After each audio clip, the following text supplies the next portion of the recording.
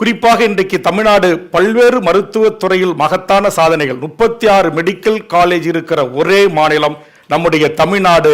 அப்படி ஒரு பெயரை பெறுவதற்கு சட்டமன்றத்தில் ஒரு விதை போட்டவன் வேல்முருகன். அதே கலைஞர் அவரிடத்தில் எப்படி மாவட்டத்திற்கு ஒரு மருத்துவக் கல்லூரி என்ற கோரிக்கை ஏற்கப்பட்டதோ அதே மாதிரி மாவட்டத்திற்கு ஒரு பொறியியல் கல்லூரியை நீங்கள் அறிவித்து அதிலும் முதல் பொறியியல் கல்லூரியை என் பண்டுட்டி செம்மன் பூமியிலே நீங்கள் வந்து தொடங்கி வைக்க வேண்டும் என்ற என்னுடைய வேண்டுகோள் தான். அந்த வேண்டுகோளுக்கு பிறகுதான் இன்றைக்கு தமிழ்நாட்டில் மாவட்டத்தில் சுமார் 20க்கும் மேற்பட்ட அண்ணா பல்கலைக்கழகங்கள் உருவாக்கப்பட்டு ஆயிரக்கணக்கான மாணவர்கள் இன்றைக்கு இந்திய முழுவதும் பொறியாளர்களாக திகழ்கிறார்கள்.